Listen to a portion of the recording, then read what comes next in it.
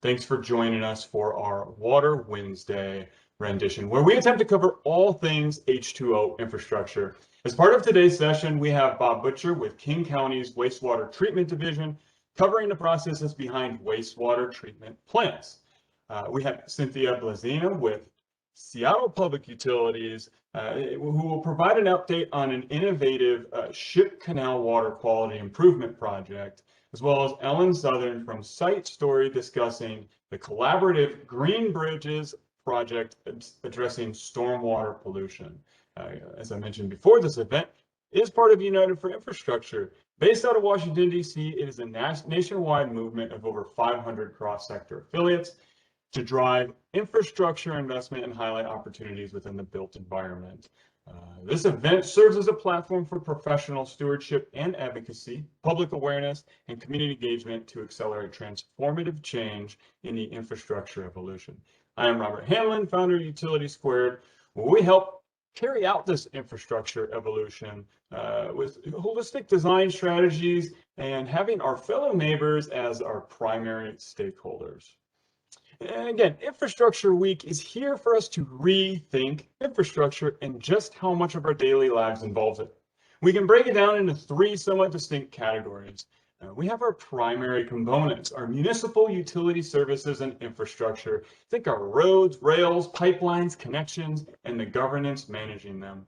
I think of these as the billion-dollar bunch, very expensive endeavors, long-term, and they're classified under 16 critical sectors that are imperative to national security and overall endurance as a society.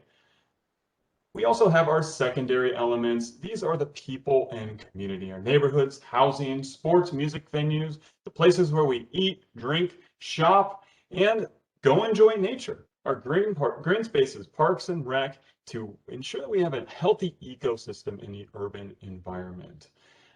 And again, we have impactful features, our geological and environmental constraints, also our local culture, our history, preserving that history and unique urban ethos, if you will, and understanding the economic conditions of a region. We also want to give a special thanks to our MUSE workforce, especially in these trying times, for keeping the water flowing and our poop flushing, electricity charging, signals beaming, the food growing, and the services serving. We are so thankful. Again, the core value behind this event, Infrastructure Week, is that communities should be at the center of infrastructure. And just like limiting showering time or remembering to check for leaky toilets so that we can conserve water, adding more stakeholders to large infrastructure projects can be a challenge. However, while adding, public engagement, it can be seen as a burden to developers, designers, and builders. We must be mindful that these projects shape the city and health of its people for generations. So let's think about infrastructure legacy as a design criteria and elevate community environment as primary stakeholders in repairing existing or building new infrastructure. And I often refer to the human era when discussing infrastructure, explaining how humans have been living within the built environment for over 12,000 years. And we emphasize the idea of modernity, essentially chasing this progression and seeking improvement to what we consider as modern. We continually chase it, right? And most recently in the form of convenience and instant access. Think how many of us have gone online to order our food, our groceries. A lot of this can be at the expense of the natural balance of Earth's ecosystems. A lot of this being mostly disrupted in our second generation of infrastructure, the most common era. So let's take a look at the human era and what we've accomplished in terms of water infrastructure. For tens of thousands of years, humans were incredibly nomadic, subject to the readily available water resources. And if water disappeared, so did the people. Again, we could go 3 days without water, and that's pretty much that. So it kept us moving. But early evidence of water infrastructure was found in the Middle East in the form of wells dating back to the year 3500 of the human era. Much more evidence was found throughout ancient China. Now, the clay pipe is considered to be invented by the Mesopotamians around the year 6000, and the Indus Valley civilization is thought to have the first water management system, inclusive of wells, reservoirs, bathing pools, and drainage. And this knowledge was most likely traded and passed around regions, and these processes had gradual improvements throughout hundreds, if not thousands of years, moving beyond the Bronze Age, most notably in the ancient Mediterranean, where they built kennels, natural waterways, used for waste, sewer, and eventually covered over. But the fascinating thing is many of these are still in existence and can be seen in, what is now modern Europe. But with the rise of megacities, again, notably New York and London, urbanization outpaced nature, and it gave rise to new epidemics. We just, nature could not treat the amount of loading that we were doing. The advent of flushing toilets resulted in degrading natural bodies of water, and eventually the process of activated sludge and chlorination emerged as solutions, eventually leading to a reduction in cholera and many other diseases thanks to a massive infrastructure investment by none other but the U.S. Treasury. Eventually, we had regulations, but it really wasn't until the Clean Water Act and Safe Drinking Water Act that these regulations had teeth, that they were effective. And we can thank the many Cuyahoga rivers back in my home state of Ohio for convincing the politic into action. So again, a lot has happened in these 12,000 years, but if we look at it, we're still in the second generation of water infrastructure. Most of the United States really just sticks with primary sedimentation and activated sludge, which is quite similar to what millions of Americans have in their backyard in the form of a conventional septic system. And even this process has been improved upon. If we look at a primary treatment system inclusive in a septic tank, it's really close to a modern wastewater treatment plant. Although they are more complex, as Bob will explain, the fundamental processes remain the same. We settle out the solids, also known as TSS, total suspended solids. We let bacteria do the work to consume as much of the organic material as they can. We can measure this as BOD, biological oxygen demand. We can aerate it if we need further aerobic treatment to take care of more organics. And finally, we clarify it, or we settle out the additional solids so that our effluent is much cleaner than what came in.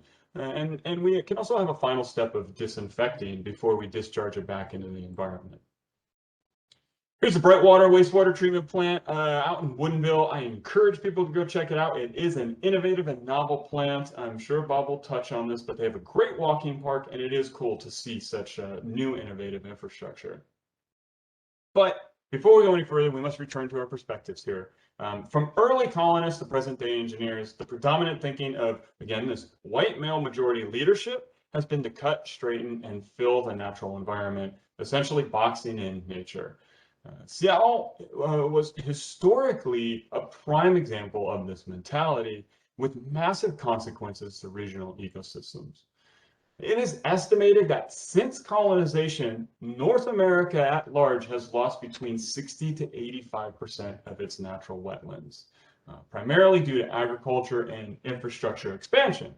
These features are critical for not only biodiversity and natural treatment processes, but also they serve as a barrier to flooding, hurricanes, and other natural disasters. So we need to acknowledge the land taken from indigenous peoples, how it was transformed, and support the process of seeking environmental justice for their communities. After all, it helps all of us out. And speaking of all of us, we as consumers must be conscious in our choices to end the exploitation of the natural environment. And I believe that we can use investment towards sustainable symbiotic infrastructure as a platform to do so. So when we think about water, we really need to become familiar with the term anthropogenic. It should be front and center. Large bodies of water were believed to be this endless sink for disposal for centuries. Countless disruptors to the aquatic ecosystem has been at the hands of man. Now, climate change is indeed an urgent threat, but ocean acidification, nutrient loading, and the process of eutrophication is nearing the point of no return. And we might be facing an extinction level event in our lifetime if not addressed. things like microplastics you hear about all the time, but if these lead to the dying off of plankton and microfauna, the human era as we know it is over. So we must tackle these issues along with persistent pollutants, many of which are from consumer and personal care products. This picture is from a little backpacking trip through Central America. We could see this change firsthand. This is a giant pile of sargassum, which is a massive algal seaweed bloom. The scientists are baffled by. It's never made landfall in Central America to the point that it has in recent years, and they believe it's due to eutrophication of coastal waters. We are literally changing the ocean with our behaviors. You could do Googling and find countless facts and figures. These are staggering, though. This shows our water scarcity on a seasonal variation, right? The darker the red, the more often we are pulling water than water can return into the environment. So at what point do we find ourselves in a global drought? Some argue we're already there. And it's interesting to look at where this water gets used. Most notably, look at 2/3 are going to agriculture. 1/3 is agricultural drainage. Again, that further adds to this eutrophication, nutrient loading. So maybe it's time we really take a closer look at our agricultural infrastructure and what we can do to improve. Now, with water becoming a traded commodity, it is wild, but it is the reality we live in. Another figure to become familiarized with is the virtual trade of water. And you can see North America has a disparaging export of water due to the types of products we send around the world. Something to be conscious of, and something that, in the next 10, 50 years of planning, we really need to be aware. Solutions? We spoke about this on Monday's event, this idea of symbiosis. Generation 3 infrastructure, if you will, interconnected municipal utility services and infrastructure with an inclusive approach to sustainable urban development, where we can transform traditional challenges into opportunities. There's a lot of examples of, symbiosis in wastewater treatment. One of my favorites is when I lived in the Bay, the San Jose, Santa Clara Regional Wastewater Facility. They could treat 110 million gallons per day, capacity up to 167 in wet water events. More impressive, though, is the fact that they return 10 million gallons a day worth of recycled water for irrigation, and the capacity for an additional 8 million gallons a day direct potable reuse. We are taking wastewater and turning it into drinking water, while producing 35% of the net energy needed to run this facility. Quite impressive. And if we look at symbiosis, here it is.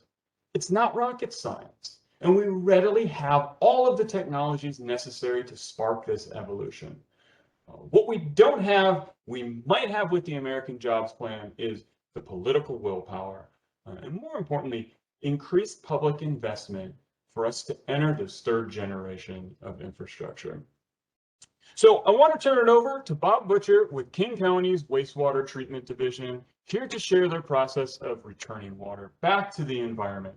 And again, I know a lot of their facilities do take note of symbiosis, waste streams. And Bob, let me go ahead and stop sharing my screen and transfer over to you.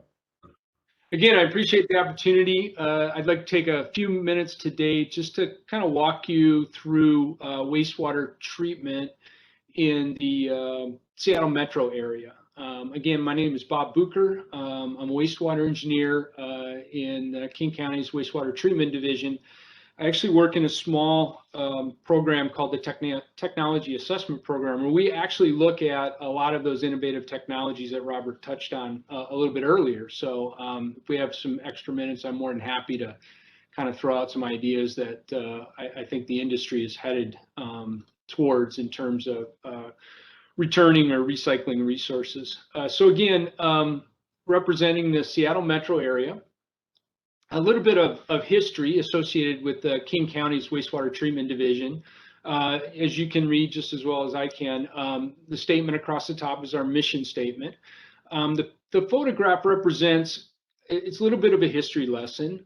Back in the late 50s, in this area, there was a lot of issues with water pollution in Lake Washington and a lot of the other bodies of water in the Seattle area. And a decision was reached to form a new agency. Seattle, King County came together with others and formed a new agency called Metro. So if you've grown up in the Seattle area, you may remember that name. So Metro was basically established to act as a regional wastewater treatment agency. Metro existed up until 1994, and then King County took over Metro at that time. But the point being, historically speaking, is just the fact that the agency was put together really to return the area to basically remove pollution from the bodies of water in the area. So with respect to King County, and in particular the service area that the wastewater treatment division represents, it serves roughly 1.7 million people. Another important aspect of this to point out is that King County is actually a wholesale wastewater treatment utility. And what I mean by that, we actually serve 34 local cities and sewer agencies in the region.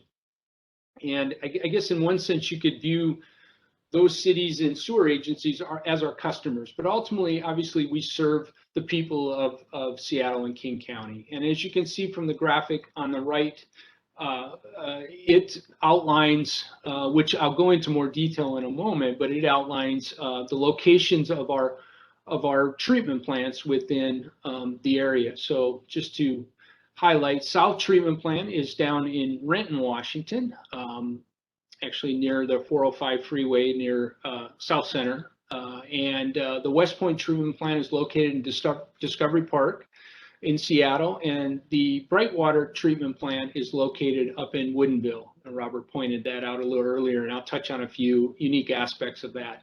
In addition to that, King County operates a small treatment plant in Carnation, Washington, as well as on Vashon Island. To finish up, on a daily basis, we clean or treat 200 million gallons of wastewater. That changes during what we would classify as our wet season, our rainy season here in Seattle. That number can actually triple in capacity, meaning that there are times during heavy rainfall events that we're treating in excess of 600 million gallons a day. And I'll speak to that in a minute, why that ultimately is the case. In addition to that, our South Treatment Plant in Renton also processes and treats on an annual basis 27 million gallons of septage. So they have a septage receiving station for both commercial and residential septage in the area. With respect to infrastructure and facilities, I've already pointed out a few of these, but we have the 3 regional wastewater treatment plants, the 2 smaller plants, Carnation and Vashon.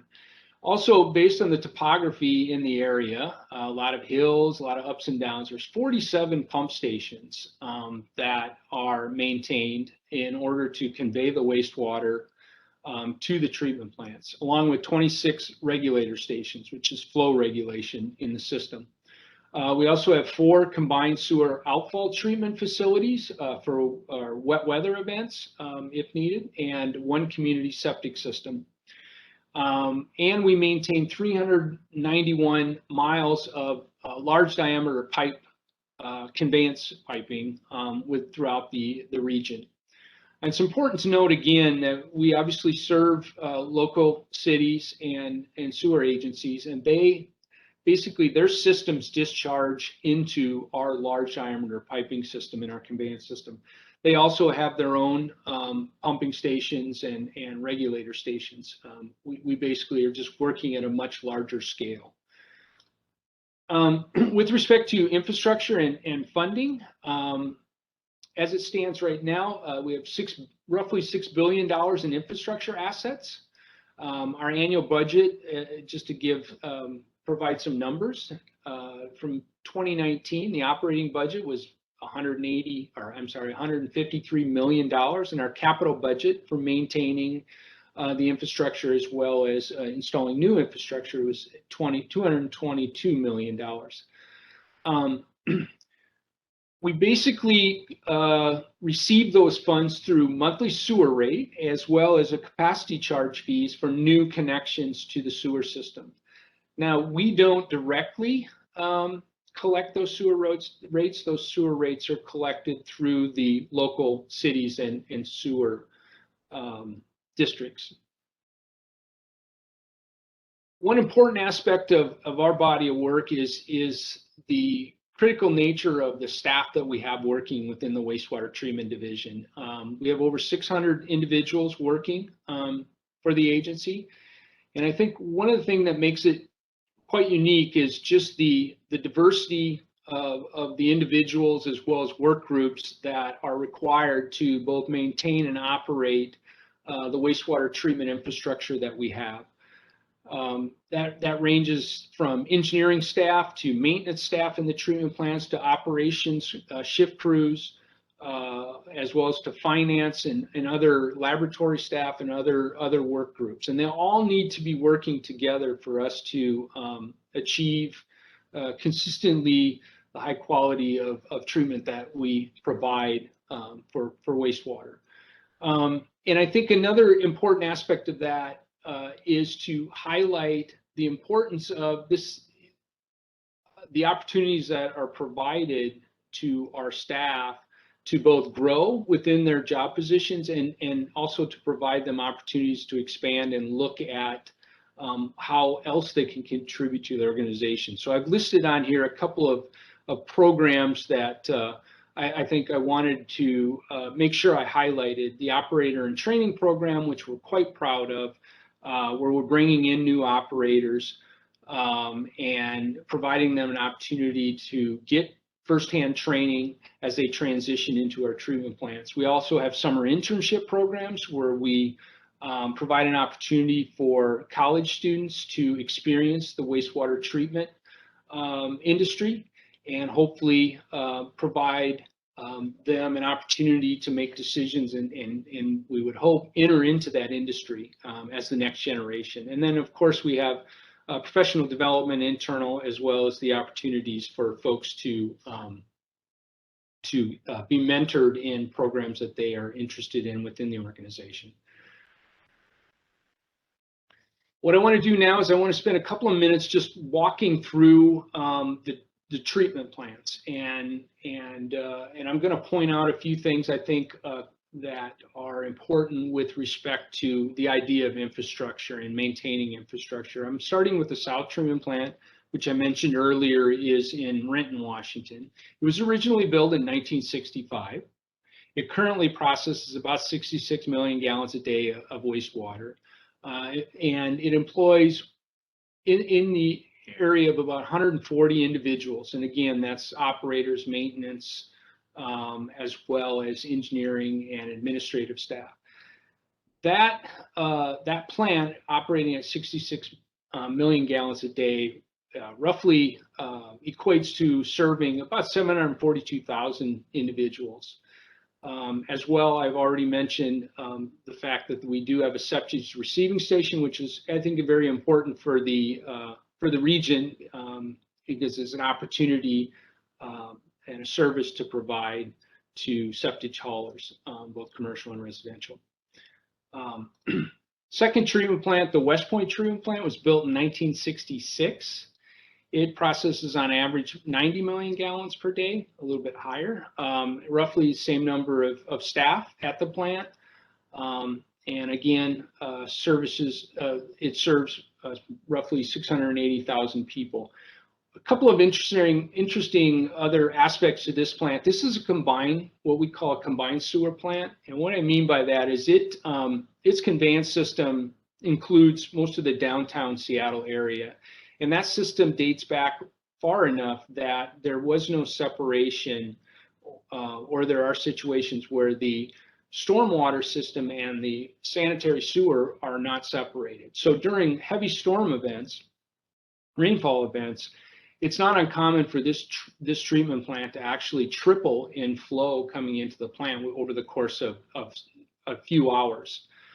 So it's got its unique challenges, but at the same time, again, it is able to accommodate those challenges and has the infrastructure installed to manage that. The third in the newest treatment plant, the one that Robert mentioned, was built in 2011. It's averaging roughly 18 million gallons a day of wastewater treatment currently. Much lower staffing, down at 30 individuals, and I'll touch on that in a minute. But this plant represents a service serving 226,000 individuals. And a couple of things to note is that all the treatment plants have odor control. But the interesting thing about the Brightwater plant is the extent to which odor control was installed due to concerns during siting. And it's got a really sophisticated odor control system, which is it's quite impressive, and it's something that was noted during design and during stakeholder engagement, and making sure that the treatment plant was appropriately designed for the location it's in. And in addition to that, I want to circle back to the lower number of employees. So this plant accommodates a large degree of automation, which is something that I think is interesting from an infrastructure standpoint. If we reflect back on our two other plants being built in the mid to late 60s, fast forward to where we're at today, and the advancements both in process control as well as in general systems that are available to design and construct and ultimately operate treatment plants is pretty amazing. And just to quickly touch on the other two plants, the Vashon Island plant and the Carnation plants with their listed average flow rates, much smaller treatment plants. Staffing is minimal, couple individuals at both of those plants with maintenance staff. A couple of things to note across our system, and in particular in our treatment plants, we focus our attention on trying to recover as many resources as possible from our wastewater treatment process. And I think we have a really good story to tell when it comes to that. We operate both liquid stream and solids processing in our large treatment plants, and that then provides us an opportunity to recover resources associated with those. And what I mean by that, just quickly going through these, the electricity produced, basically our solids processing system, one of the endpoints is the generation of biogas, which is primarily methane.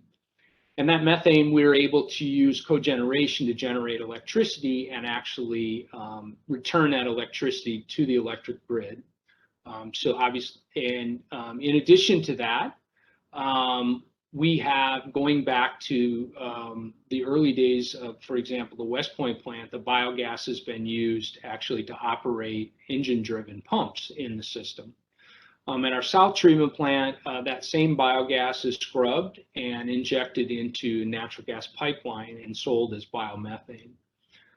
Again, it's I guess, going back in time, there are a lot of wastewater treatment facilities viewed biogas as just a nuisance, and it was flared off. And we don't take that approach. We view it as a resource and try to recycle as close as we can to 100% of that gas. In addition to that, our solids processing system ultimately generates biosolids, which are a fertilizer, which either ends up in Eastern Washington for agricultural application or in forestry applications on the west side of the Cascades. And then lastly, we do have tertiary treatment systems in our plants which generate a higher quality of water, which we use internal to the plants, but we also export that recycled water offsite at both our South Treatment Plant as well as at Brightwater for irrigation purposes. And just a picture is 1,000 words. It's just an example of the biosolids program. It's logoed as Loop, so it's been around for 40 plus years. And here's an example of two farmers in Eastern Washington highlighting the resource that biosolids is in terms of it as a fertilizer. Now, moving forward, looking a little bit closer at our planning efforts for the future, and this is critical to us based on a number of factors, both population growth in the Seattle region. Obviously, that growth means more wastewater flow potentially, and so we are there's a lot of planning efforts around looking at what that means for our current infrastructure and in terms of its capacity and needs to expand those systems. In addition to that, we are at a point in our treatment plants that a number of the employees that started here are at retirement age, and so we're looking to have to replace those folks with new individuals. So employment is critical to make sure that we maintain our staffing and the levels of expertise that are needed within the treatment plants to operate and maintain the systems. A couple other things to point out. I'll quickly go through regulations. Regulations are something that we obviously have current permit requirements, but we also are looking at the future and know that there are and will be changes to our NPDES permits. And so we are looking at how we can accommodate and the work that needs to be done for us to meet those potential future limits. And that dovetails into the idea of looking at new technologies. And that's basically one of the things that the group that I work for looks at is what new technologies can we implement to help us to meet both the requirements of our existing system, but also to be able to accommodate any changes in regulations. And then lastly, one other thing to point out is our clean water plan, which is it's currently underway. It's a planning process that incorporates stakeholder involvement and public forums that's currently underway that King County Wastewater Treatment Division is conducting. And I would suggest, if interested, definitely take a look at that as an opportunity to see what our vision is for the future. And before I entertain questions, I do want to note, or I want to point out, most of the information, if not all of the information from this presentation, was collected off of our King County Wastewater Treatment Division website. It's a fantastic website, very comprehensive. It tracks a lot of our initiatives and planning that we both currently have going on, as well as what we're looking at in the near term. So I would suggest for taking a look at that if you get an opportunity. And with that, I will take any questions. And I'll echo that. The King County and Seattle Public Utilities online resources are excellent. I think you could pretty much learn as much as you want reasonably about wastewater treatment and the facilities on the site. Great summary, and I love that historic photo. I mean, West Point is such a cool treatment facility. I won't disagree with that since my office is here. So, would you say, this past, towards the end of December, early January, I think we received. Man, I can't forget the percentages, but we had basically exceeded January's average rainfall in the first 7 days. How was that for West Point? It is challenging. It is something that over the years they have managed, but yeah, it is very challenging for the system, and it requires that obviously all the infrastructure that we have in place is fully functional, and so it's one of the more strenuous times to be around during rainfall events, but the treatment plant is able to process those flows.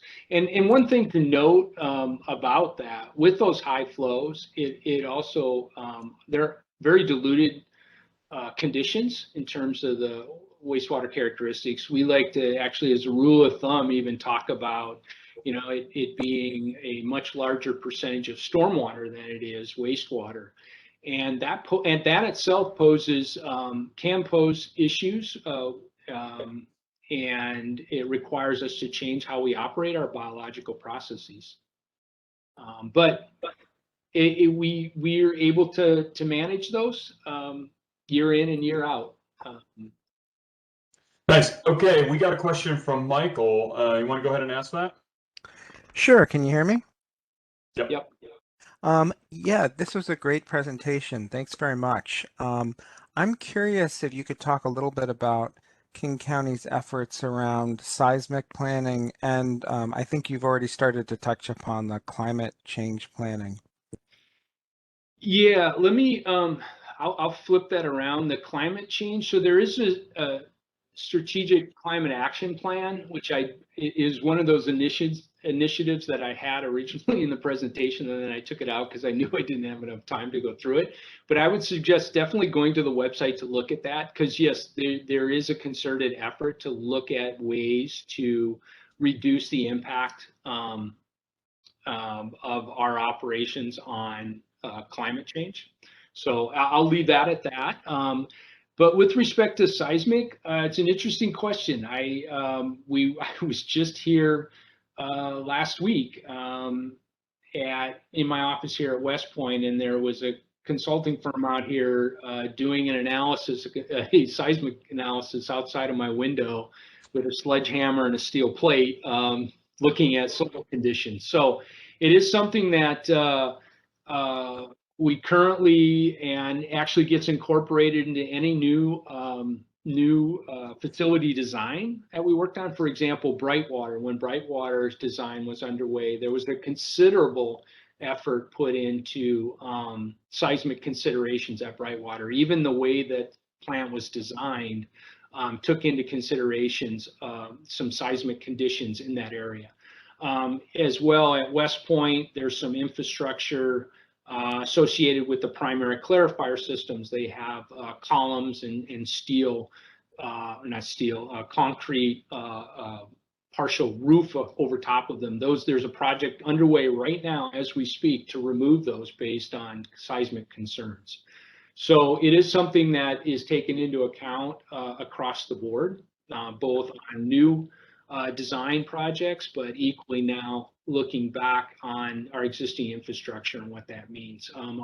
Another example is our digesters at West Point. We're looking at the capacities of those digesters, and ultimately what work would need to be done to increase that capacity. And part of that evaluation includes seismic considerations. So great question. Hopefully I've covered at least a few examples. Awesome. Thanks, Bob. And we'll let some more questions come in. Like I said, if you can hang out, let's do it and do a Q&A. Awesome presentation. Thank you. With that, I'm going to turn it over to pretty much, we'll say the pre-headworks portion of wastewater treatment. Introducing Cynthia Blazina, Construction Manager for Seattle Public Utilities Ship Canal Water Quality Improvement Project. A big innovative effort here to help with the stormwater runoff in a combined sewer. Thank you, Robert. And actually, it was perfect segue there. Part of my presentation, I won't have to go into too much detail because you talked a bit about combined sewers. I'm going to go ahead and share my screen here. Should be working correctly. Let's see if that's working right. Okay, perfect. And this is actually, I'm calling it an update because for anyone who was here last year, my boss, the project executive, Keith Ward, did a presentation on the project overall, the Ship Canal Water Quality Project. So he really kind of went into details on why we're doing it and the whole scoop. I don't want to bore folks that were here last week, so I will do a you know, kind of a bit of a, see here, update, or pardon me, a recap rather, overview of what our project actually is, and then just go right into kind of the meat and potatoes, because we've really gotten into construction, and those are kind of more of the exciting photos, frankly. And then I think we'll have some time for a question and answer. If not, we should have some time at the end, and questions can come in through the chat as well. So we'll get right to it. Oops, there we go. So combined sewer flows. This is kind of a pictorial depiction of what Bob was explaining there. All over the city of Seattle, and in fact in parts of King County, there are still these older non-separated systems, we call them. And so that on the, I'm not sure if you can see my cursor or not, but in the dry weather on the right, the upper right here, this is what normally happens. You have your sewage going through the system, it comes around, it goes into the main sewage metro trunk lines, which then go out to one of the treatment plants. For Seattle proper, it's actually usually the West Point treatment plant. And I should actually preface this by saying also, you might have noticed at the beginning of my slide screen, this is actually while SPU is administering the project, it is a combined effort between both King County and the city of Seattle. And the approximate fund split is about 65% city, 35% county ballpark. And I'll get into a little bit more details in a sec, but it's interesting because this does the dry weather flows head right to the treatment plant and they're handled. And when we have wet weather, as he had mentioned, I mean, during heavy storms, they can get 3 times in an instant, they can get 3 times the flow. And it's mainly because of the stormwater. All of a sudden, what was normally carrying just sewage is now almost 90% stormwater, rainwater, and then still the same, 10% sewage. So when it on the lower left here, we have the flows just get so much that the downstream to the treatment plant, they can't handle that kind of flow. And so we have these overflows where it literally flows over a weir, overflows into a waterway. And we have them all over. The city of Seattle has about 85 active outfalls here. And I'm not sure the number actually that the county has, but there are several King County owned outfalls within the city of Seattle as well. And this particular project is going to handle some of our biggest offenders, if you will, the largest volumes of overflows that we have regularly. And we're going to basically become, excuse me, into compliance with a consent decree. I'll go ahead and switch it. There it goes. So after, I'll talk about the consent decree in a second, but after we finish our facility, essentially what we're going to have is, you may have heard of CSO tanks and other storage tanks for things. We're going to have a huge tunnel that is a great big tank. And this is what will happen instead. So during heavy rains, it'll go over and overflow and into our big tunnel or tank. And then if the tank fills up, which should not happen very often, but if and when it does, in extremely heavy storms, then the overflow is still there so that it can still flow into the waterways. So the outfalls, we are not removing the outfalls, we are simply making it so that those outfalls will be used much, much less. And in fact, this brings us to the consent decree. So the city of Seattle has, in 2013 it was, I believe, we went into a consent decree with the Department of Justice and the EPA and Washington State Department of Ecology, who EPA kind of gives the Washington State jurisdiction over to the Department of Ecology for the most part. And what we had agreed to is that we will make sure that we will have all of our outfalls have no more than 1 overflow per year per outfall on a 20-year moving average.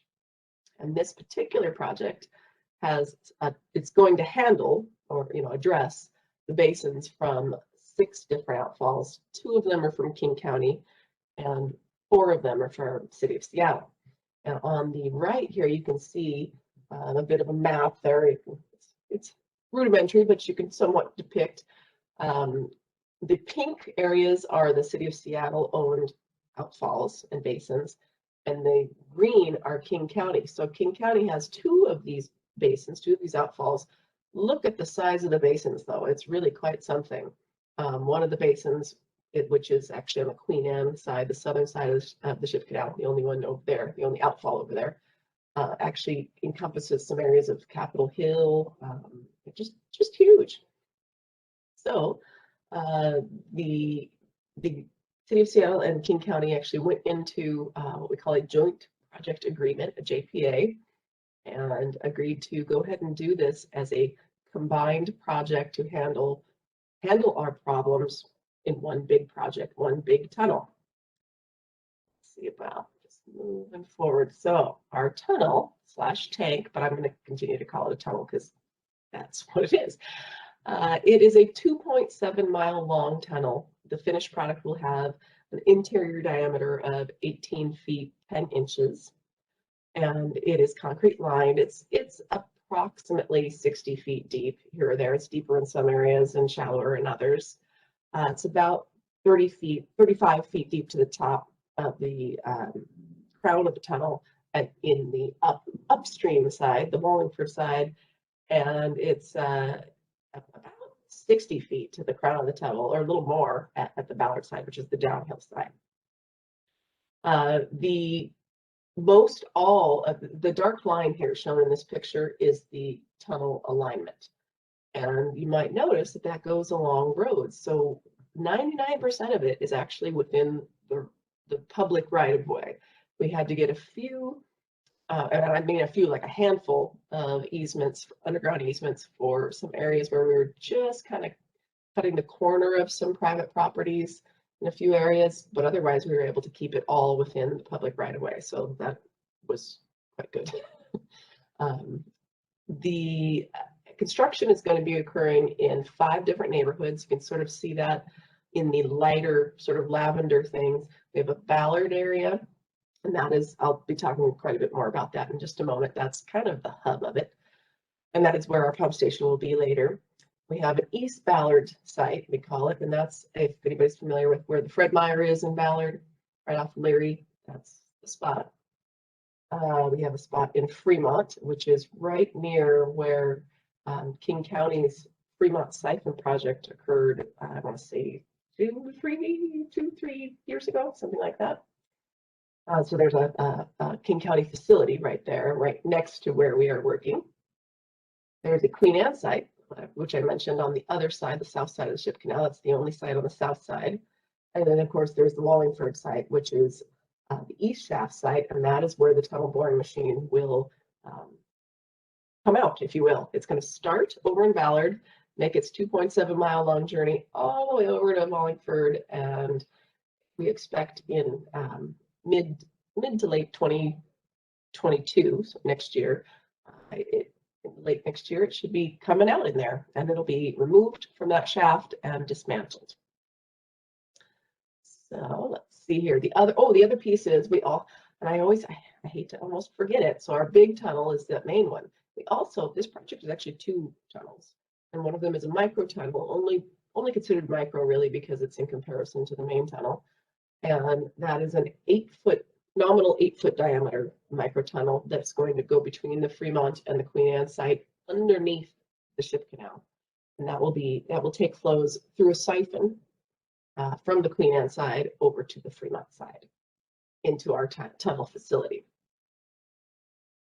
And I'll talk a little bit more about that in a bit. So we have there we go. Sorry, scrolling is a little weird. Here's our Ballard site. We purchased the property, which was a good call early on. We purchased this property. This is the old Yankee Diner, if anybody remembers that old restaurant from years ago. We purchased this whole property that is actually a couple different parcels, but it's now one big property that Seattle Public Utilities owns. That's within this sort of dashed line here. This is an older picture from Google, as you might imagine. This is 24th Avenue and Shilshole are the main roads that you can see there. And Margaret's kind of up above in the far upper left corner. We are now using this, so we didn't take down the building, the Yankee Diner building. We are not dismantling it or anything. We did some refurbishment to it because it was left vacant for quite a while. But that is now our construction offices for both our construction management staff and many of the contractor staff. So we put into our contract that the contractor could have several office spaces within this building and kind of be co-located with our CM folks, which helps quite a bit, I think, in communications. So again, like I mentioned a little bit earlier, Ballard is really our big hub here. We did work early on, actually in 2018-19, to sort of prep the area. We rebuilt the pier that's there, and we did some contaminated soil removal, and we put in infrastructure for both fire suppression water, construction site water, and most importantly, probably the power, because we needed to bring in some heavy duty power, 26 kV. So that was our first part. That part is all completely finished. We're in the second stage now, which is where we're building the tunnel project, tunnel and conveyance pieces.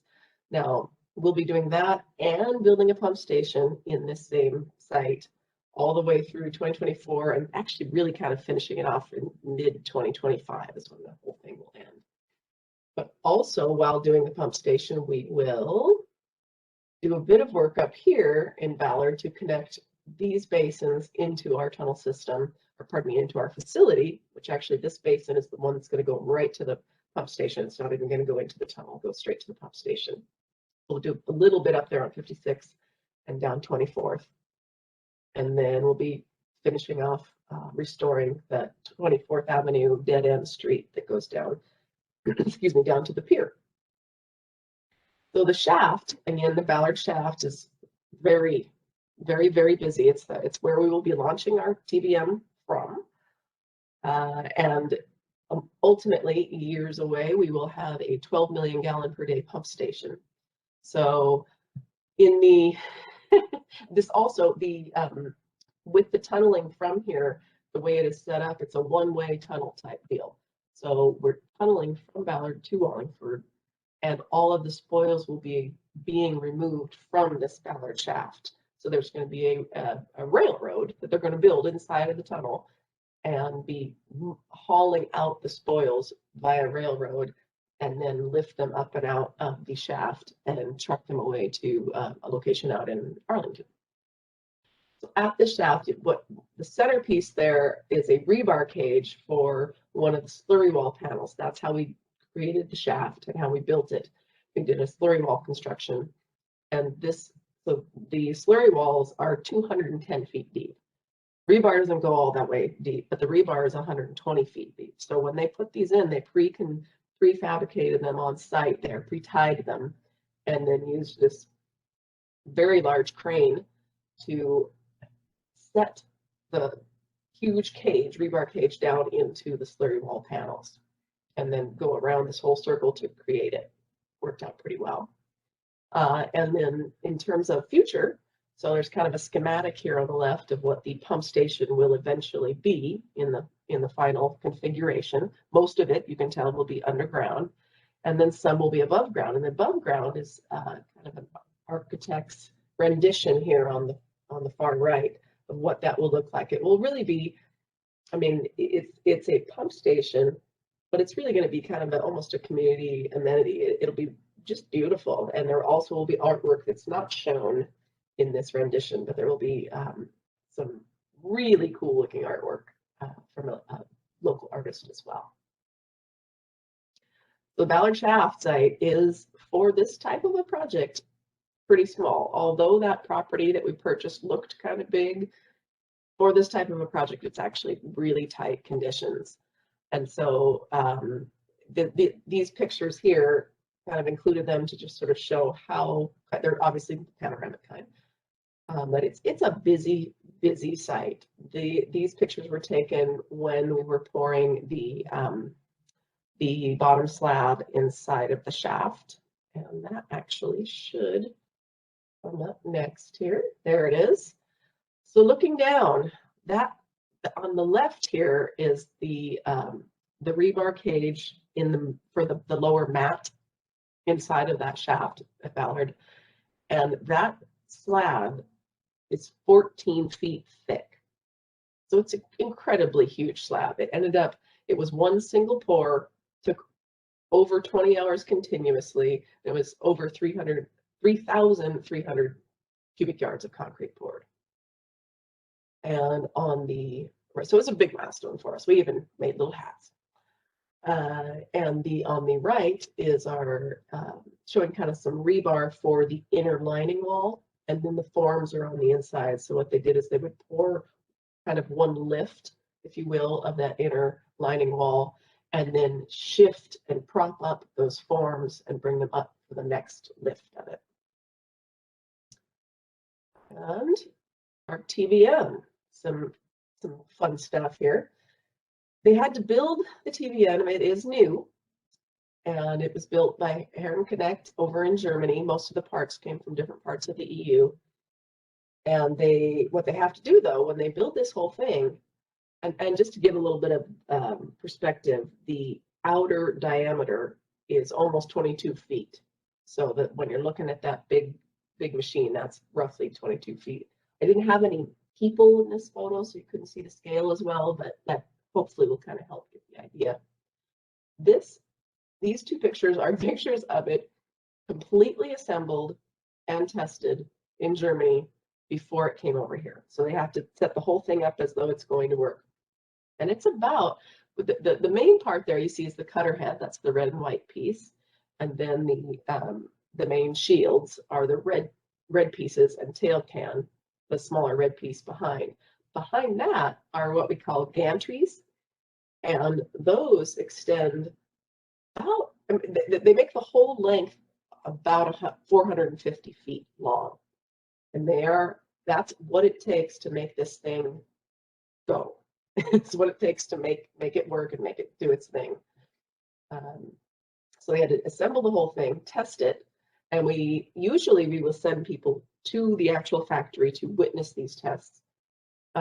During COVID, that was not a possibility, so we ended up doing testing virtually. It was actually kind of interesting because the engineers and the technicians were out there with their cell phones on video, almost FaceTiming us, showing different pieces. It was kind of interesting, but it worked out. It all worked out. And we passed all of the tests, and they disassembled it, put it into pieces, shipped it over here, through the Panama Canal, and all the way over to us, where we then built our machine. And TVMs are traditionally named. So this time, Seattle Public Utilities thought, well, heck, we'll go ahead and do kind of a naming contest. We'll bring the public into this and kind of make it a kind of a fun thing. So there was quite a bit of media on getting ideas for names, and then we narrowed it down to 5 different names and had the public vote. And the public,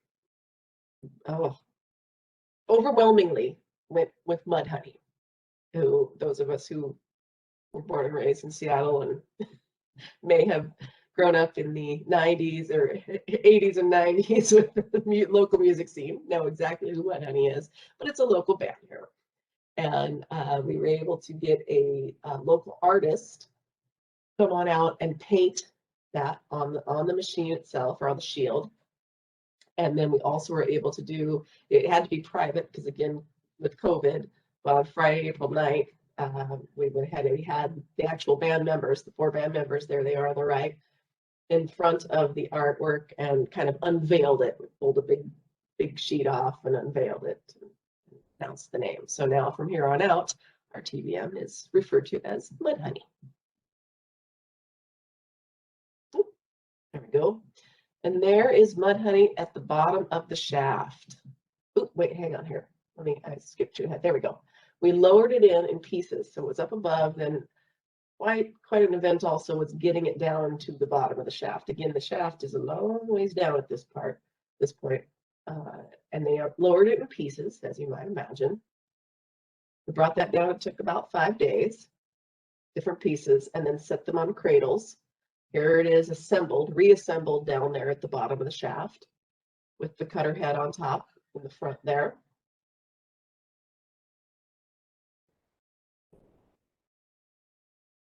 And then, so I'm happy to take questions here in a bit here too, but I just want to scoop to another part of it to save time.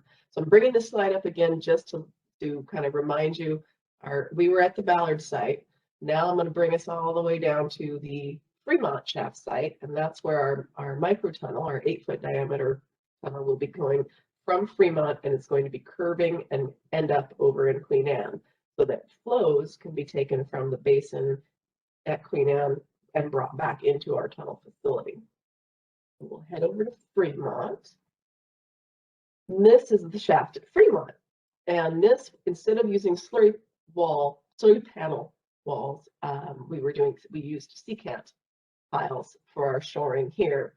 And so you can kind of see the bare secant piles there. And what is at the bottom there on the right, you can see kind of the rebar and the beginning of some form work. And on the left, you see after they had poured these walls, and it's called the head wall and thrust wall. So the, let's see here on the left picture, that is where the microtunnel machine is going to be exiting out of that shaft and making its way south on its approximately 800-foot long curved journey underneath the ship canal. And it is, not only is it, so it's a siphon, so it's going to be in a vertical sense, in an elevation view, it's going to go underneath, like a U shape, underneath the ship canal and back up and over onto the Queen Anne side.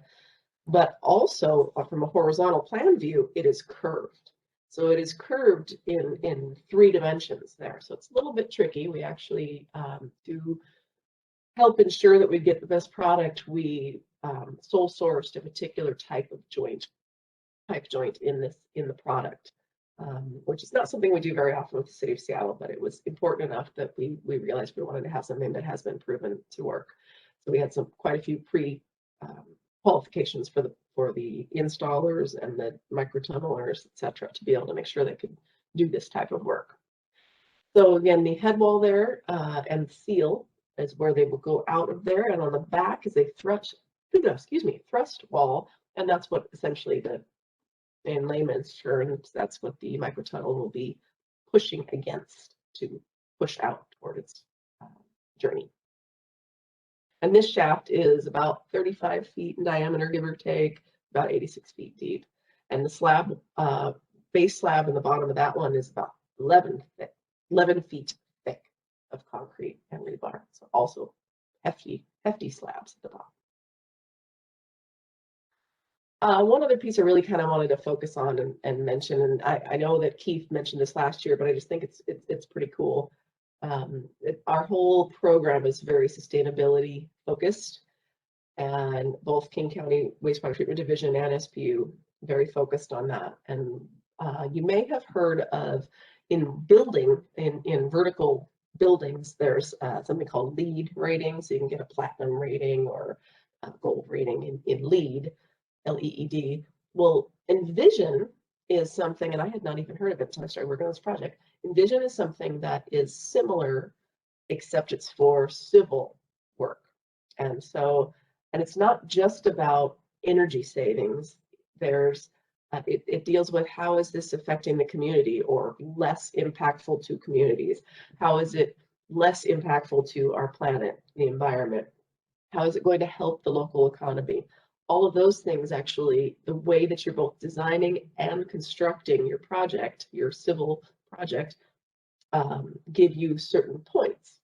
And then you need to get there's criteria, there's 60 different rating criteria, in fact, as you can see there. And we are happy to say that we are headed toward platinum on our Envision rating.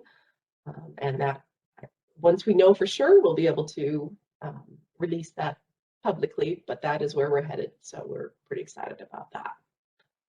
And I believe that's about where we are. We, as mentioned previously, we do have a website. I've got it listed out here, and this is just sort of the cover, what it'll bring up when you put that into your Google or your web browser. And on this website, I'm actually really impressed with our communications folks. They knocked this out of the park. They have just everything about the project, but then they also have everything about each different neighborhood. So if you want to just see, okay, I live in Queen Anne, I want to know what's happening in Queen Anne, then you can just go right to Queen Anne and see what's happening. So pretty cool. And that's my show. Awesome. I love those pictures, and just the effort to put in that first the tunnel in Ballard. I mean, seeing I think it was Malcolm that did the cranes. It's quite the effort. I mean, Incredible. correct me if I'm wrong, but you know, they basically drill down, create their piles, and once all of the secant piles are created, then they excavate everything from the middle down, right? Correct. And actually, Malcolm does the piles, and then it's a different subcontractor who does the excavation. That was actually Grady and Lane. Lane Construction is our prime contractor. I probably should have mentioned them. Well, maybe none of them are on this call, hopefully. So how long, I mean, on that 14-foot thick slab, how long would you say that cure time was? Oh, that's a great question. We actually had several temperature gauges within the pour, so we could monitor how the temperature was changing. But it fully cured. I don't actually know the exact amount of days that it took to get to full cure, but it took a while. It's a mass, a literal mass of concrete.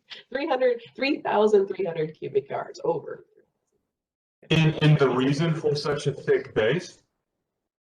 Couple reasons. One is that that is the floor, if you will, of our future pump station. So it needed to have that kind of a structural element to it, and as well as we are right there next to the ship canal. So you've got a lot of, I mean, the groundwater table is right there.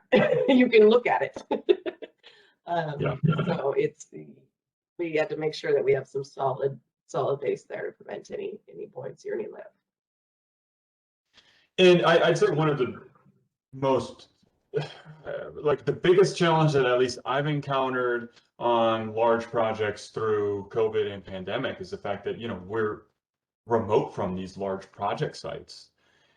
Communication is now email, phone call, but you know, how much would you say having that on-site PMO or your battle stations at the Yankee, what was it called? The Yankee, It used to be the Yankee Diner. at the old Yankee Diner, but how much would you say that's helped keep project on track to this point? Oh, huge. It's been huge. And I would say especially because we pulled back a lot. But when COVID hit, we didn't want to have as many people in an office setting, if you will. So people who could telework did and still do, many of them. But of course, we still have to have our on-site inspectors, our field engineers, and all the construction people who need to be able to do their work. And so to be able to have that core group of people still be there on site in the same office. We were quick also we upgraded some extra filters into the HVAC system. We implemented mandatory, of course, face masks all the time, and touchless temperature screening. So we definitely went full bore into all of those types of safety precautions, but it's been extremely helpful to have that kind of a touchstone to be able to go to. Nice. And quickly, you know, we had ISI and Vision, Anthony Kane representing that amazing organization on Monday. Can you just quickly speak to, yeah, it was awesome. I love those guys. They're always putting on great seminars and their framework is stellar. Can you quickly speak to your experience, you know, working under that framework, you know, and you know, your benefits and any additional time, you know?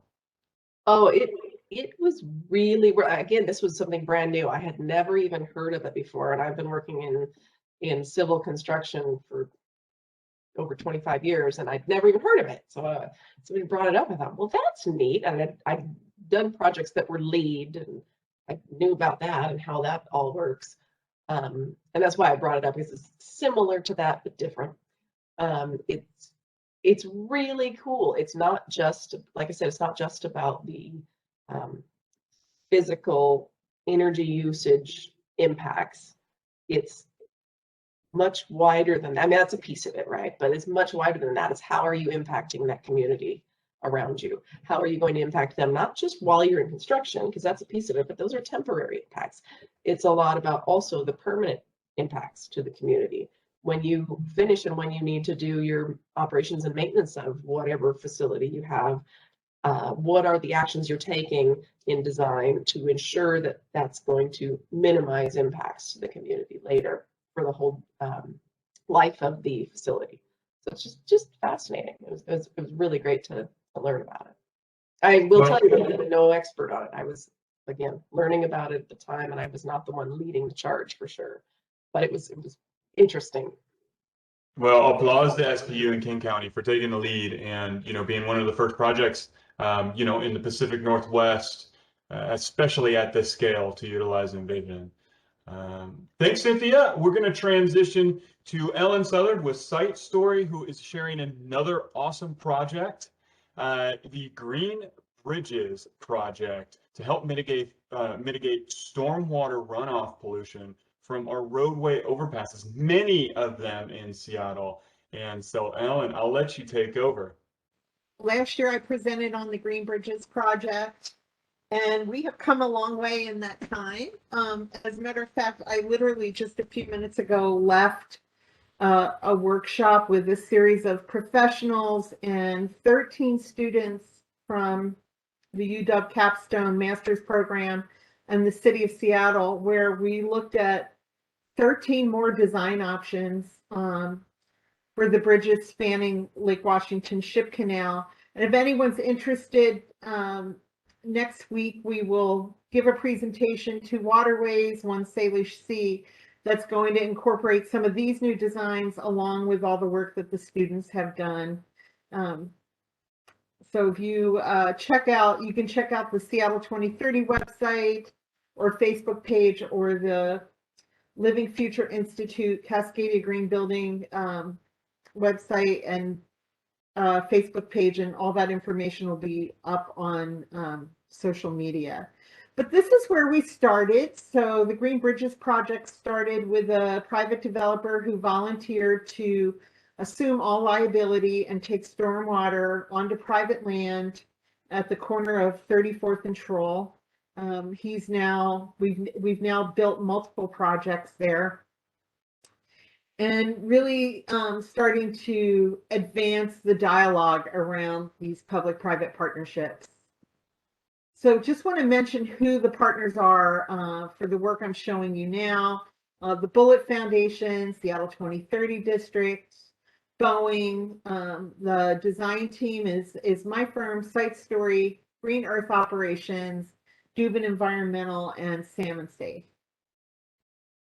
And just want to give you some context and perspective. There's 1,500 bridges managed by Washington State, another 182 in King County, and 150 managed by the City of Seattle.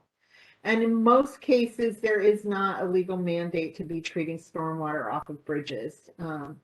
Really, the roadways and on-ramps for highways and the approaches of the bridges are what's accountable under the Clean Water Act, but there tends to be a hall pass on the bridge spans themselves. And then the species that we're trying to protect, all of these species that you see here are in the Lake Washington Ship Canal. And then specific to the work in the Duwamish, the Chinook, the coho, the steelhead, the pink, the cutthroat, and the bull trout. So this is who we're trying to protect. And then just to some context, these are the 6 bridges on the canal. And so far we've built only at the Aurora Bridge, but I will tell you, if you're crossing the Fremont Bridge, you will start to see on the north side of the bridge, you will see floating wetlands that are part of the Fremont Bridge system, and that project will be presented on the 19th. So Site Story worked on the Montlake side of things, and we can treat approximately 500,000 gallons of stormwater per year off of 1 acre of bridge span. And this was work actually done by KPFF in terms of the bridge analysis.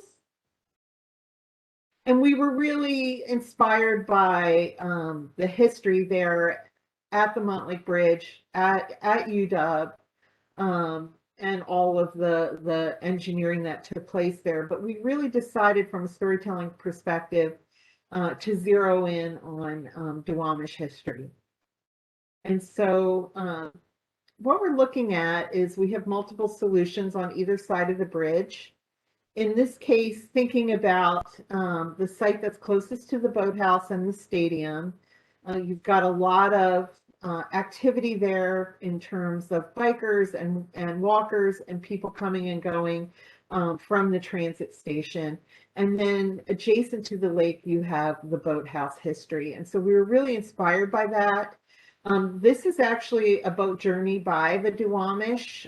They came up the canal from the south end of Lake Union and brought their boats. And this was actually a day where the tribe joined volunteers at the campus at the lakeshore to restore the, to do riparian restoration at the lake. And so their boats inspired us to think about this long linear section. It's 700,000 square feet of area where there could be bioswale at this site. And on the other side of the bridge, we thought a little bit more about what kind of storytelling would take place there, and really emulating the bridge history, the architectural forms. You know, it's a beautiful historic landmark. As a matter of fact, all 6 bridges minus I-5, or excuse me, 5 of the bridges minus I-5 are considered historic landmarks on the Lake Washington Ship Canal. And again, thinking too about the history of the tribe and how we combine that with the more modern engineering history of the bridge, we looked at a multiple bioswale section. And so there would actually be on both bioswales kind of a holding area where the water would come into a holding section and then slowly disperse into the bioswale. And for both projects, both solutions, we wanted to look at native plants, plants that have meaning to indigenous people, and that do the work of the forest floor. The other thing that was important to us is at one time there had been oyster beds in the canal before it was before the locks were built and before it became an engineered area, and also shell mittens at the campus at the Lake Washington side of the campus. And knowing that oyster shells do a lot of great work in terms of stormwater cleanup, we envision these channels adjacent to the bioswales to be filled rather than pebbles or gravel, but with oyster shells. So playing off of that history, but also the problem solving that oyster shells do in terms of natural systems and cleaning up stormwater. So again, this is a bird's eye view of what the Montlake side would look like. The idea being that, you know, there's a rather large crosswalk section there, and so that could incorporate art. And then playing off of those architectural forms from the bridge, interpretive signage that tells the story of the bridge history, as well as the indigenous people and natural systems there, and actually having this kind of cloverleaf shape interpretive sign. And one of those signs, we would identify the 4 seasons and the actual amount of stormwater that is flowing. And then that would be emulated in what's called the salmon crosswalk. So we would interpret all the species of salmon that are in the canal, but we would also interpret the rainfall as well. So this is what that might look like from the standpoint of interpretation and how it could be painted onto the roadway. And I just want to remind folks, this is a residential neighborhood on one side of the bridge. One of the recommendations that KPFF made was a substrate for the bridge that would allow 99% collection. It's a resin. It's a resin-based substrate that would replace the grates and channel the water back to the bioswales on either side of the bridge when the bridge is lifted. And then there is pervious pavement in many parts of that area as well on the sidewalk. And that happens to be my puppy. That was her first field trip. And we've started a movement called Puppies for Pervious Pavement, which actually makes a lot of sense because puppies tinkle a lot, and rather than having their water sheet flow off of traditional concrete, it could be treated through soil systems. So it's just a message that we need more pervious pavement in our sidewalks and paving throughout the region. So I want to turn quickly to more work in Fremont and looking at some additional treatment at the Aurora Bridge, and that would be at the Trolls Knoll. So we had a lot of fun doing youth tours at the Troll, and had originally imagined the potential of stormwater treatment in the new park that's being built, but actually a more cost-effective way to go with that, and also addressing some of the soils conditions there and runoff challenges, we started to look at Gradix boxes. And one of the things that came out of the work that we were doing there was at the same time the park was being built, we donated a survey to get some feedback on the green infrastructure at the lower levels that had been built, phases 1, 2, and 3 of the Aurora Bridge project. And we have a substantial amount of feedback that the public wants to see more green infrastructure and more interpretation in placemaking and engineering solutions. So just taking a look at the Aurora Bridge, and there's a number of downspouts that feed into the park. And those downspouts, if you've been under there, you know it's kind of sandy, and the soils are really washed out. So the idea would be, from a cost-effective standpoint, is having Gradix boxes cascade down the hill alongside the stairs, but inside on the Troll side of the stairs on each side. And really thinking about how do we tell this story. We also had some concerns because of some of the issues of vandalism there over the years. Probably some sort of grate and a grading system that would allow for easy cleanup and any product that might get thrown in through folks through poor behavior. So this is our take on the Gradix box. We would have the Gradix boxes wrapped, and they could tell the story of runoff, natural systems, the salmon, and the bridge history. And just also playing off of the the legend of the three billy goats gruff. In this case, the gruff is moving the salmon on the stormwater byway. And then just want to mention, so if you're on one side of the bridge and you're taking the stairs, you can see the natural system storytelling on one side of the boxes, and then the more engineered and science-based storytelling on the other side. And then, one of the things, having worked on these projects for the last 5 years, we've had a lot of support, both from the legislature in terms of helping to fund the first Aurora Bridge project. We got $500,000 for that and $1 million for I-5.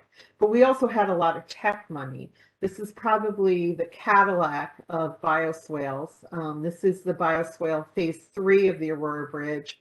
And thanks to the tech community donating, this project was actually about $850,000 to build, not including a lot of volunteer time and soft costs by our team, as well as a lot of time also donated by Turner. So we might imagine it actually is $1 million bioswale. And although I'm thrilled to be part of that, I also want to make sure that we can replicate these types of projects in other parts of the city that we're addressing environmental justice and reaching out to underinvested communities. And then also considering, we originally got at this from the standpoint of salmon recovery and salmon health, and how do we translate this to human health as well? So we actually, as part of our stakeholder engagement for the work we were doing in the Duwamish, we brought the Duwamish Valley Youth Corps to these bioswales and got them to weigh in on what was important to them, what they liked about the projects, the plants, what they understood about stormwater. And they actually participated in the survey for the Trolls Knoll. And then we took a lot of their feedback and started to incorporate it into the designs that we have for the Duwamish and Georgetown.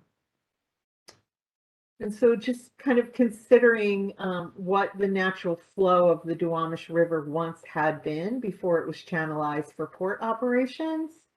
But this is what it once looked like as a natural system. And then just, again, identifying, so what's in this water? We've done water testing at Aurora Bridge and are now doing testing in South Park and on the bridges that impact the Duwamish. I think many of you in recent months have heard about the issue of tire dust, and that's what the 6 ppd quinone is. But in taking these samples from the Aurora Bridge, these specific samples, I should say, are from the Aurora Bridge, but we're seeing pretty similar results at the other bridges as well. The photo to the left is the untreated water. The photo in the center is going through 3 out of 6 stormwater chambers. So after only going through 3 chambers, we're taking out 70% of the pollutant, and that's all the microbial action of the soils, and with some help from the plants as well. It looks like I froze up here a little. There we go. So just as we were starting our work in the Duwamish, there were, bridges seem to be a problem here in our region. This is when it was identified that there were problems at the First Avenue South Bridge. So although we did do engineering analysis similar to all the work we did on the I-5 ship canal, we ended up turning over our engineering report to the bridge stakeholder group. But knowing that the bridge was in flux, we did not invest our grant funding, our very limited grant funding, in determining some design ideas for that, because we really, it was too soon, and we really didn't want to spend Boeing's money on something that was very much in flux. But we did, like I said, come up with some engineering analysis. And although there's a very large wetland under the First Avenue South Bridge, there's quite a few downspouts that are just discharging direct to that area and out to the river and are not being treated. One of the other challenges we have is a social engineering problem, and that is there is a very, very large homeless encampment under there. So we made some recommendations for the stormwater pads and boxes, but we did not dig too deep into the placemaking side of things where First Avenue is concerned. And then we turned our sights to Georgetown. Folks in Georgetown and South Park had identified the flow and the untreated water that they were seeing, and a lot of pulling and puddling under the Corson Street on-ramp. So we're Airport Way and where Corson meet. Looked at this area for design and treatment instead. And again, quite a lot of it is under or is within confines of fencing. So WashDOT does lease a fair amount of its land under the ramp for public parking and or private parking to the businesses. So for that situation, we really just considered more treatment boxes than anything else, because there really isn't a lot of placemaking opportunity there. But then underneath the WashDOT owned land itself, really at the catalyst of that intersection, there is an opportunity for a more public engagement look at that site and a way to tell the story of stormwater, tell the story of the Duwamish natural systems and the cultural identity of place. And so we looked at this area, thinking about the fact that this was actually once an oxbow in the river, and thought about too that to date, when we had looked at our bridges, we had looked at where the water flows and simply really looking more at artful placemaking through green infrastructure treatment, but we hadn't really considered the underbelly of the bridge. And so thinking about the tree canopy that would have once been there when it was a lush, verdant landscape, we considered these really lightweight acoustic panels that can help absorb some of the sound and make it more pleasant for the visitor, but also create this canopy idea of the trees that were once there. And then again, looking at this, there's a cascading element to that site. Thinking about the bioswales under the Aurora Bridge and creating a cascading series of Gradix boxes to take on that water. And then again, considering what the tree canopy might have been at one time for a larger area bioswale, using the columns of the bridge as the trees. And it was very important to the Youth Corps, again, that we pay homage to the plants that are important to the indigenous people of the Duwamish. So the entire plant palette is specific to that cultural identity.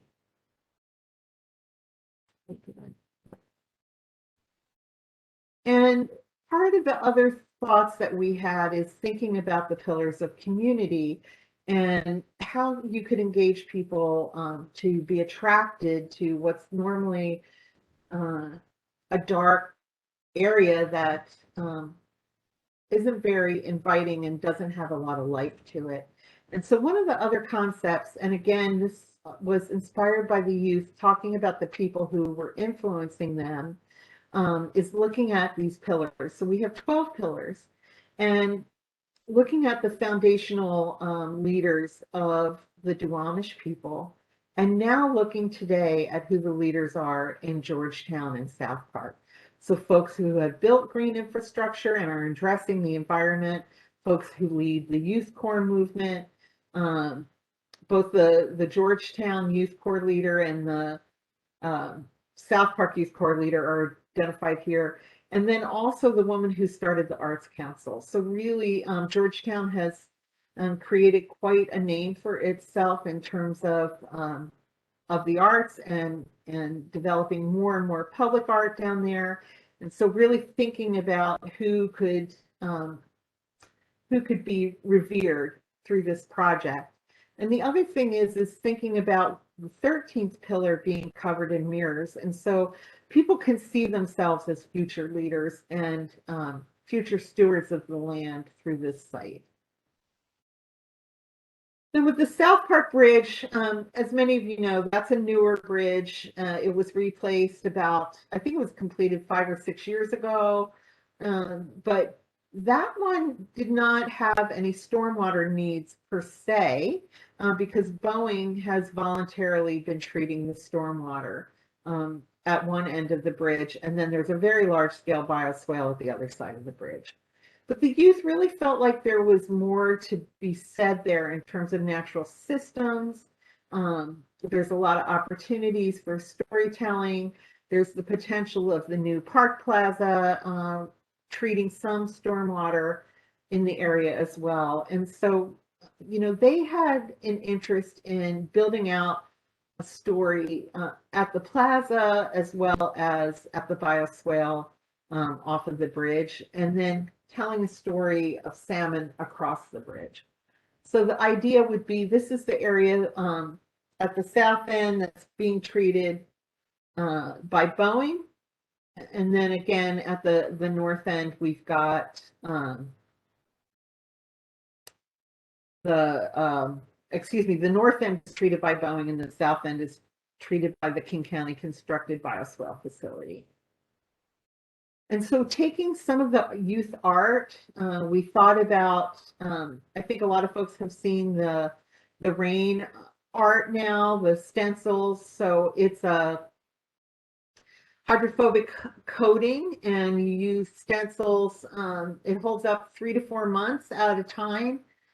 We did write a grant and the students are going to be installing their ideas and designs and maintaining them for a year, and then the next round of students will be able to do the same thing for another year.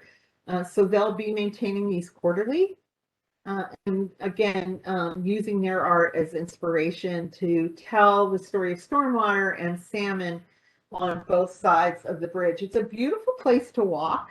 And so this was an opportunity to engage the public more deeply in the story of salmon and the story of stormwater in South Park, but on the plane of the bridge itself. And then we thought about the fact Boeing has an interesting area where they have a huge bioswale treating for Plant 2.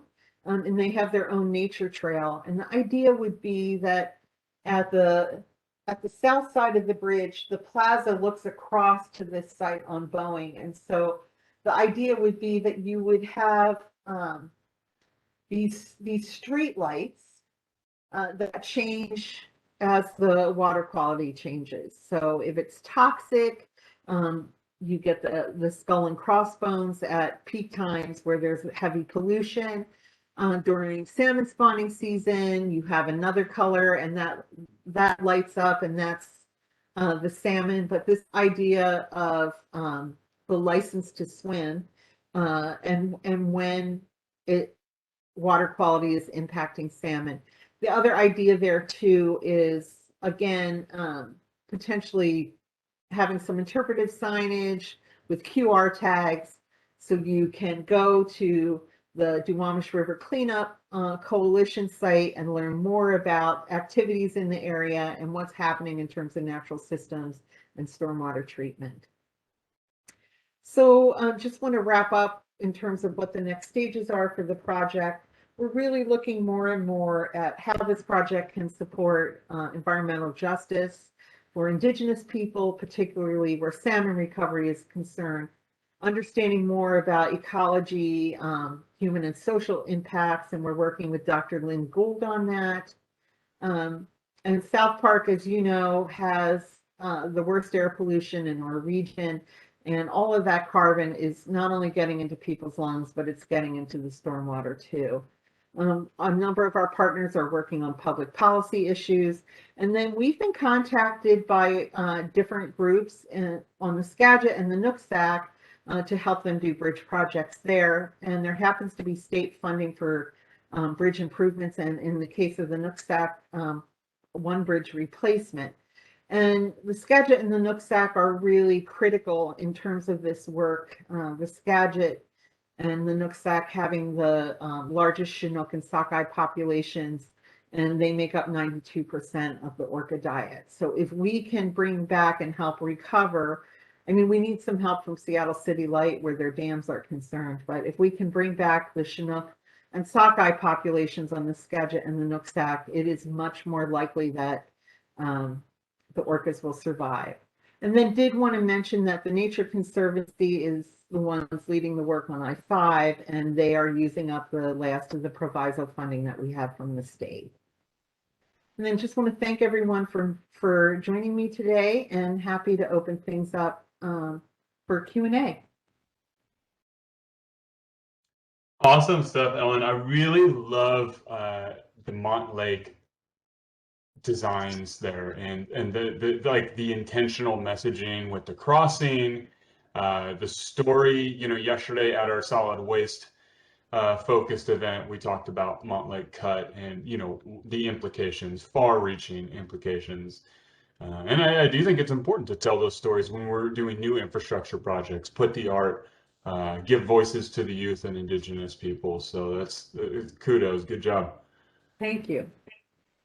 You know, one question, I guess, more specific to the issue of tire dust, but you know, is this pretty much applied to across the board tires that anybody's going to buy, or is this, you know, kind of limited to a certain type of tire? So it does apply to all tires because the way I understand it, it's an oxidation additive, and so as the tires start to break down, you know, it preserves the quality of the rubber, and so there needs to be a new solution to that in the tire industry. I happen to be on the board of the Puget Sound Partnership Ecosystems team, and so there's 4 boards with Puget Sound Partnership, and the Ecosystems Coordination Board is looking at this issue. We actually had our retreat today, and you know, there's a lot more to do, and it's going to take a long time because we're talking about impacting a major production group in the US that's also dedicated to life safety. But from the standpoint of municipalities, one of the best things you can be doing is just cleaning the street. The more and more we are maintaining those streets and cleaning up that dust, the less likely it is to get into the water. And in fact, Jen McIntyre, who is leading that research, nearly all of her, or the majority of her water samples actually came from the Montlake Bridge. Wow, very interesting. Uh-huh. And so you're going to be doing your summarization of this project at large on the 19th as part of the East Side Collaborative, correct? And just for our audience, and so we can repeat, where's the best place to get registered for this? So I thought the link was up because I looked it up. I was going to add it to the meeting, but it will be on the Seattle 2030 District webpage here in a day or two, and the East Side Collaborative, and we're hoping you might put it out. Oh yeah, Robert as well. But there's some brilliant work that's been done by the students. So unfortunately, you'll have to hear me again, but you're going to hear some really young, bright minds.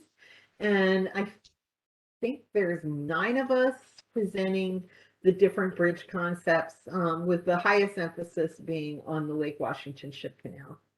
awesome. Well, we look forward to it, and everybody that's registered for Infrastructure Week is going to be notified of this event because, again, this is critical infrastructure to help preserve our environment. So I know we went a little bit over, you know, as does infrastructure projects, right? I want to appreciate everybody that was on this call, our presenters, Bob, Cynthia, and Ellen. Great job giving us a rundown on H2O infrastructure. I really enjoyed this session. We have 2 more days left of Infrastructure Week.